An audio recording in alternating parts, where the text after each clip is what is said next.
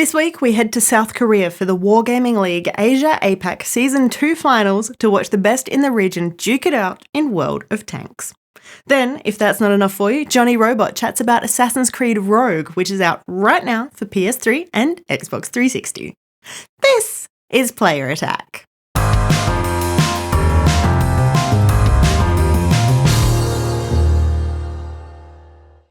Hi, I'm Jessica Citizen, and this week was packed with so much big news, I'm not even sure where to start.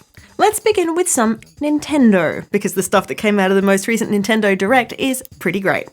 First up, The Legend of Zelda Majora's Mask is getting a swanky new 3D re-release headed to the 3DS family in early 2015. The game's actually been in development since 2011, that is, since the Ocarina of Time remake was finished, and we're told that it won't be just another polished up port of the Nintendo 64 classic.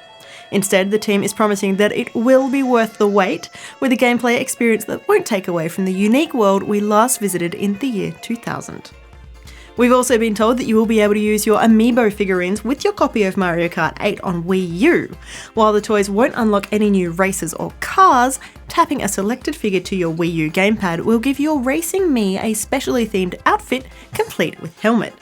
This is all made possible through an upcoming update for the game, set to hit 1 week before the amiibo figures are put on sale.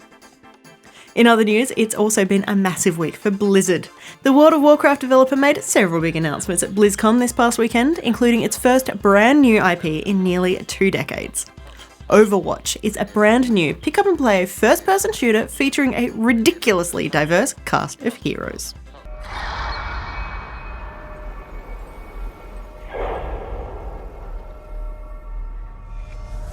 Attackers incoming. Prepare your defenses. Here, guys. Get behind! Locked and loaded. Prepare to attack. 3, 2, 1. Capture the objective. Let's go! We first heard about the game back in April when Blizzard registered the title as a trademark, but nothing more was said until now. The 6v6 team-based multiplayer shooter includes bits and pieces of the recently cancelled Project Titan, and it's being compared to Pixar's The Incredibles and Valve's Team Fortress 2 in terms of aesthetic and gameplay style. The best thing, Blizzard is accepting beta signups right now, planning to kick things off in 2015. Nearly 18 months after the release of StarCraft 2 Heart of the Swarm and more than 4 years since Wings of Liberty hit shelves, Blizzard has finally also given us some information about the third StarCraft 2 game, which focuses on the mysterious Protoss. In a new twist, Legacy of the Void will actually be a standalone release that does not require a copy of StarCraft 2 to play, something Blizzard hopes will allow first-time players and established fans alike to get their hands on the game. We're promised new units, new gameplay modes, and the conclusion of the epic storyline. The only thing we're looking for now is a release date. Moving on to other things, you will soon be able to carry Duke Nukem around in your pocket as Duke Nukem 3D Megaton Edition comes to Vita in January. That's some 2 years after it was first announced. Of course, we're not really surprised by delays to this particular franchise, but developer Abstraction Games says the game was actually submitted to Sony back in May, and it just hit some certification issues along the way. Also potentially in your pocket, Battlefield. The team at DICE is currently experimenting with the super powerful Frostbite engine to see how well it works on iOS, and while it is just a proof of concept at this stage, there is actually a working build of Battlefield 4 working on an iPad. It was a big challenge for the studio, but the argument was basically whatever you can do on console should be doable on mobile as well, so they didn't give up. The engine is also used to power Plants vs Zombies Garden Warfare, which was shown off on an iPad Air at this year's Apple Developers Conference in June, so the idea of maybe getting a fully functional portable Battlefield isn't so far-fetched after all. A couple more updates from EA bringing both good news and bad news. The bad news? The publisher has decided to scrap in-development MOBA Dawngate before it even made its way out of beta testing. Apparently, the game never quite got to where the developers had hoped it would be, and after nearly 18 months of testing, the decision was made to pull the plug. Dawngate has officially started its shutdown process, continuing to operate for another couple of months, but it will then be closed for good. In Happier news, The Sims 4 has swimming pools. They're faster to build, better than ever, and nicer to look at. You can even build a pool on the roof if that's how you roll. There are new swimwear options for your Sims to wear, they can sit along the pool ledge for a chat, and they can get splashed. The biggest news though, yes, of course, your Sim will drown if you take away the pool ladder while they're enjoying a swim. The resulting ghost will be, appropriately, scared of water.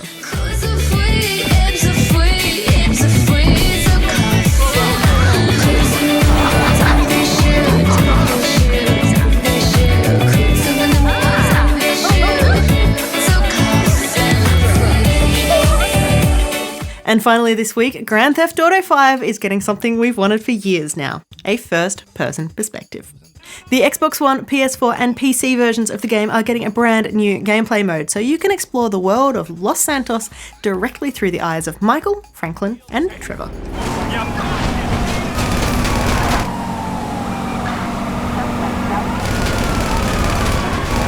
Whoa! Can't go round the train, gotta go over it! This will be available in both Grand Theft Auto 5 and Grand Theft Auto Online and includes a traditional FPS control scheme, a new targeting system and a new, optional first-person cover system. If you don't like it, don't use it. You can switch views at the touch of a button. For more information on any of these stories or to keep up to date with the latest gaming news, head to playerattack.com. But for now, stick around, got plenty more still to come.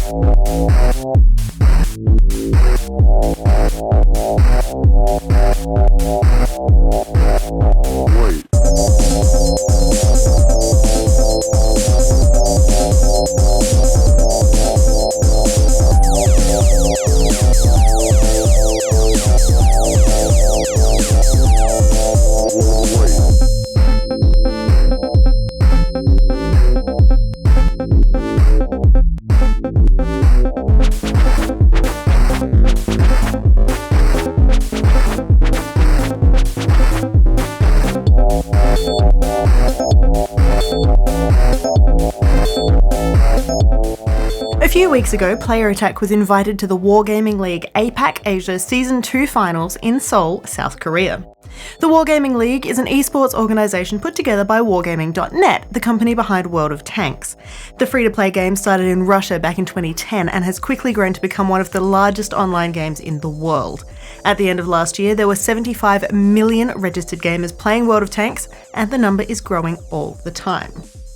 World of Tanks debuted as an esports game back in 2012 at the World Cyber Games and has now reached the point where competitors are duking it out for hundreds of thousands of dollars in prize money. The APAC region is an unusual one, with the finals putting the best two teams from the Asian servers up against the best of the Korean server. The selection process is slightly different for the two groups. There are 10 countries playing together on the Asian servers and more than 150 teams competing in the league. In Korea, obviously, there's just the one country and only 20 teams. This season we saw Charlotte Tiger from Japan, Elong from China and hometown favourites Korea's team Arate, who were looking for back-to-back successes after taking home the Season 1 Grand Final in July. With a first place prize of $60,000 US, each of the teams were a little bit excited to be in the finals as things kicked off on the Friday with the top two Asian teams up against each other. Japanese team Charlotte Tiger seemed to be more proud of their cute clan icon than their gaming skills, but the boys came out swinging. They're a new team formed earlier this year. An earlier incarnation with a different lineup and a different name didn't do so well in Season 1, so the new Charlotte Tiger had something to prove. We are real amateur. With a start like this, we were all prepared for them to take home the championship then and there. Yeah, GRB and Nightmare is in a hell of a trouble. Yeah, but right now it's really close. You know, it's 2 versus 2 right now. Yeah, Who but... can win this one? Wow! Oh my god, I think the Charlotte Tiger win this one. Yeah, You do not have too many chances right now. Yeah, only Star is left. Wow, and then in the QT one is... Wow, it's total slaughter right now. Yep. It's so fast, but I don't even know the tank setup yet. Facing off against the Japanese were China's Elong Gaming. Technically, this is a team that could have stuck to the Chinese World of Tanks servers, but they chose early on to play with their Asian neighbours as well. Despite their geographic similarities, there are some significant differences between the two regions. Asian teams tend to play more aggressively, while the Chinese were described as preferring to spend their time camping. To embrace the best of both worlds, Team Elong often played on both servers, hunting for opponents and taking on all comers. As a professional team, Elong live together and play World of Tanks from 9 AM until 6 PM. They see this as a job and have seeded in every single Chinese tournament they have ever played in. And in case you were wondering, the Chinese team says that yes, they do usually play with Chinese tanks, but not out of any sense of patriotism. It just happens, says an Elong spokesperson, that the Chinese tanks are the most useful. T-49. Oh, no one see him. Oh, wow. Oh. Next one. Can he heal? Oh, nice. Wow. Nice shot. Nice shot. from Really you nice shot. Black. The third team that played in the final season is, of course, local boys, Team Arete. Not only was this the team that took home the Season 1 Wargaming League prize, but they also won the World Cyber Arena Championships earlier this year and topped the Korean League again in order to qualify for Season 2. Despite all that, Arete said there was no extra pressure to perform well on the weekend. That is, no extra pressure. This amateur team wants to go on to become world champions, and picking up back-to-back regional titles they feel is a good place to start. The team acknowledged that living in Korea and only playing on the local servers may have given them a disadvantage, but unlike Team Elong, they do not have the luxury of jumping onto the Asian servers. Playing locally, the team experiences a ping of around 10 to 20, but the Asian servers, located in Singapore, produce lag of closer to 200, which isn't great for Arete's aggressive, energetic gameplay. At the end of the first day, despite a valiant attempt from the Japanese, Team Charlotte Tiger was without a win after being defeated by both Elong and Team Arete. Arete also defeated Elong, meaning that Saturday's final would start with a best of 5 between Charlotte Tiger and Elong to determine who would then go on to face the Koreans in a best of 7 for the regional champs.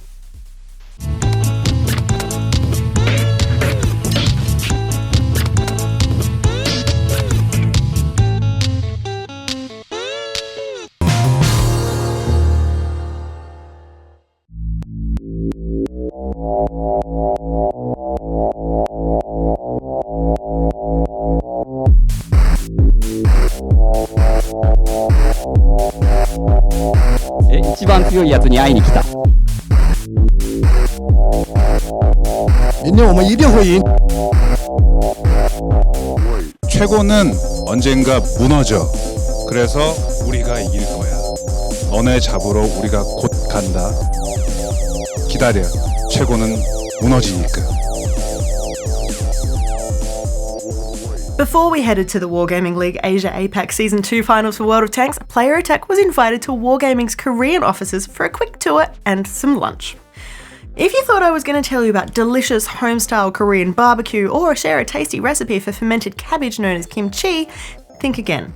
Wargaming Korea treated us to something a little more Western, but no less a part of modern Korean culture: a box of fried chicken. In Korea, you can get chicken delivered to your door, complete with bonus World of Tanks codes in the box.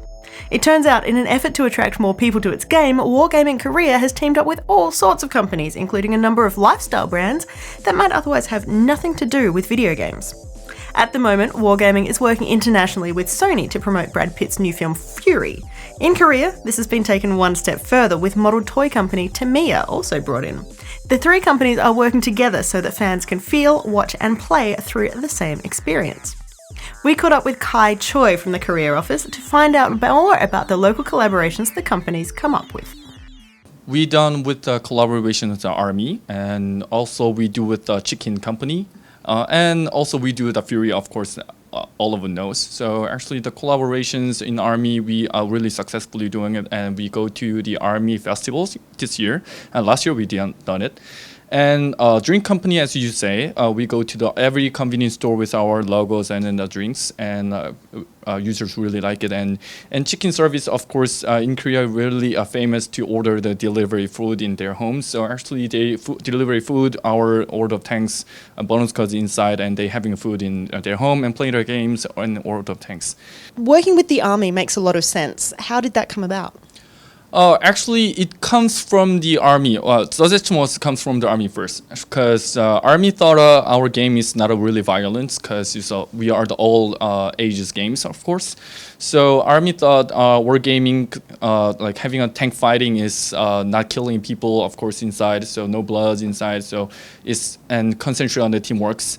So army will approach us in the first, and we gave them a lot of bonus codes, and we collaborations, the maxims, and of course the maxim model go to the army festivals. So yeah, army pretty like it. The drink brand Kai refers to is a sparkling vitamin C drink known as Prinkle. Each bottle also comes with an in-game code for World of Tanks. While the big hit chicken was delicious, Prinkle wasn't. It's bright yellow, slightly fizzy, and tastes like a super sweet combination of Red Bull and Ribena. But hey, it contains a ridiculous amount of vitamin C, so it can't all be bad, right?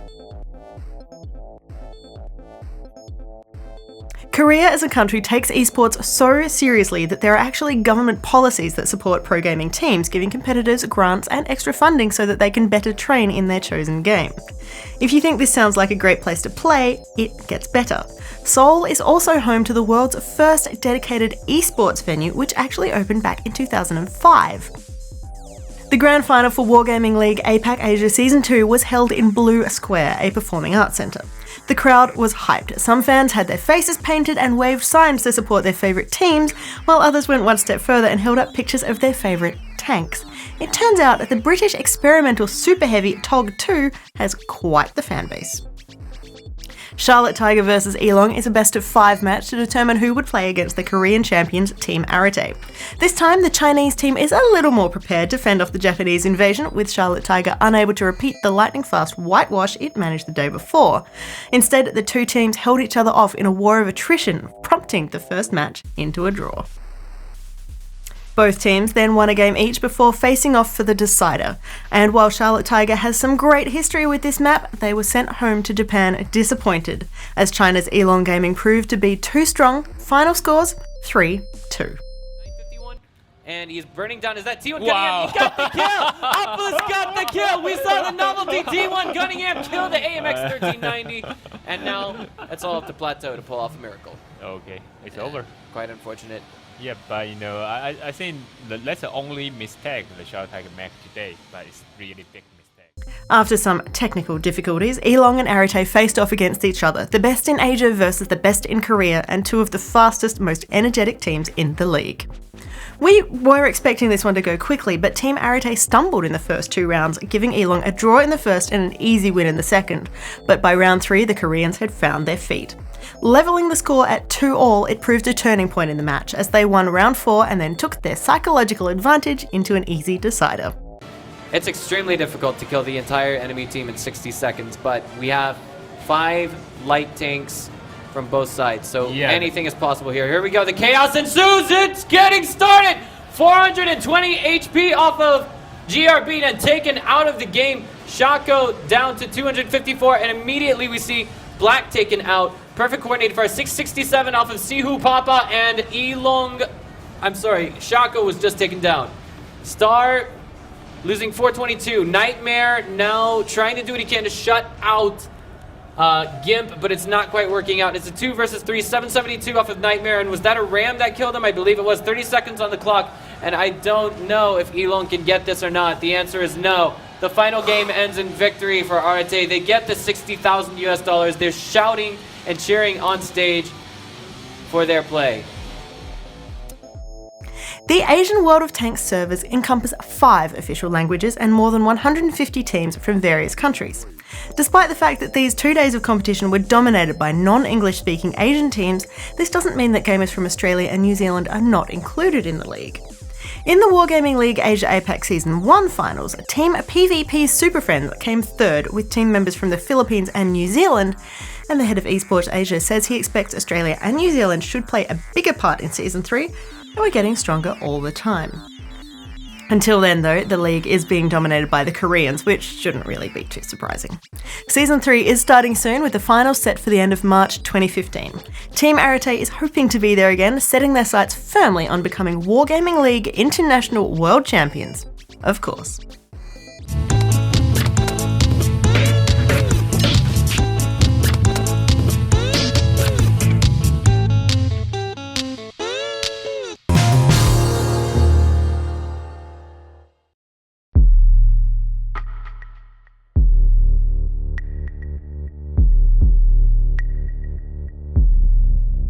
I reach the end of the trail.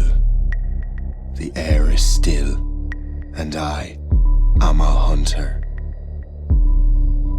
The hunt has led me to the forgotten edges of this world. Seasons pass, drawing me deeper into the darkness, where I have found the truth. Michael, we're looking at this guy. He's our new assassin. That's it. How would he sum himself up in his Tinder profile? Well, the interesting thing about Shay is he'd say something like, I'm not an assassin anymore, because he's a Templar this time. And Shay, he starts the game as assassin, something tragic happens, and he becomes a Templar. And he's forced to hunt down all of his old brothers and sisters in the Assassin's Brotherhood. So there's a bit of a family conflict thing going on. There is a bit of a family drama happening in this game, yes. So this one here is set between AC3 and AC4. So we're in the 7-Year War, which was an awesome time for history. What kind of things can we expect to run across in this game? Who can we expect to come across as well from the franchise? Well, I can tell you there are some famous assassins coming back, some other memorable characters from previous games. Haytham Kenway is back, who's the Templar you started Assassin's Creed 3 with. He's been a fan favorite. He's going to come back. He's going to become a mentor for Shay during the game. We also have characters like Adewale coming back and Achilles as well from Assassin's Creed 3. So there are some really interesting characters that we're going to learn a bit more about in Assassin's Creed Rogue.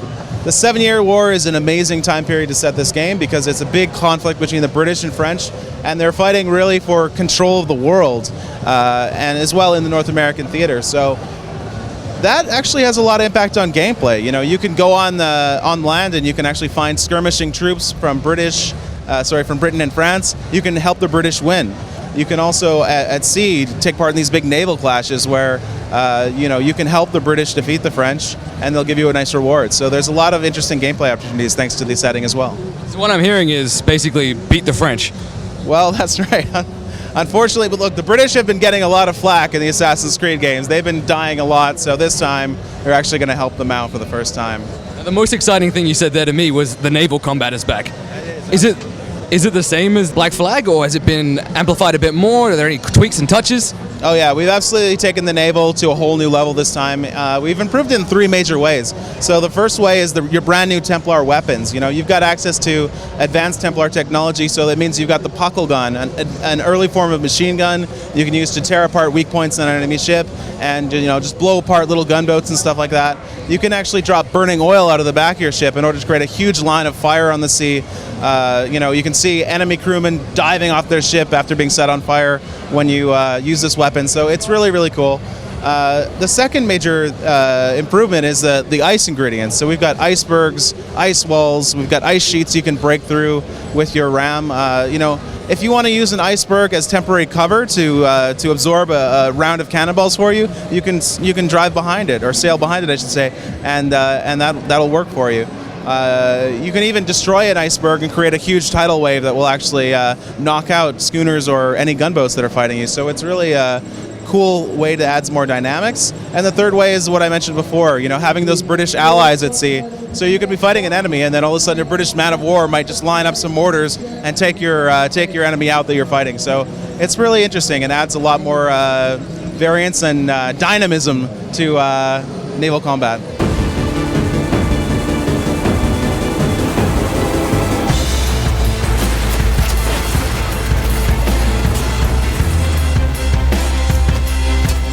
We've got so many fans on current gen, we couldn't leave them behind, and Assassin's Creed Rogue was a great experience to tell the story of what happened between Assassin's Creed 3 and Assassin's Creed 4.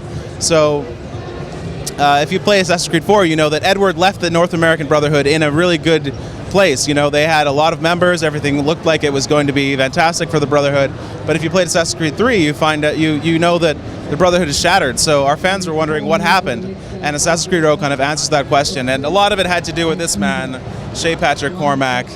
He had something to do with the Brotherhood not being in so good shape. He looks like a delightful fellow. He really is. He really is. Once an assassin, now their pursuer. I must destroy those who I once called brother.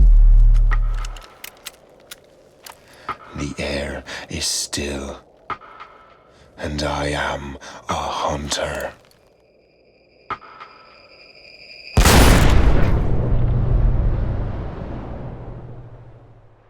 And that's about it for this edition of Player Attack. Thanks for watching. Next week, everything's back to normal for a bit as I chat with Bethesda's Pete Hines about where the publisher is headed in 2015, and Jonny explores Never Alone, a puzzling co-op platformer that reinterprets Alaskan Indigenous stories. In the meantime, you can catch us on playerattack.com. We're on Facebook, YouTube, and Twitter. And if you've got something you want to say, send us an email, mailbox@playerattack.com, or just hop on our forums. Till next week, I'm Jessica Citizen, and this is Player Attack.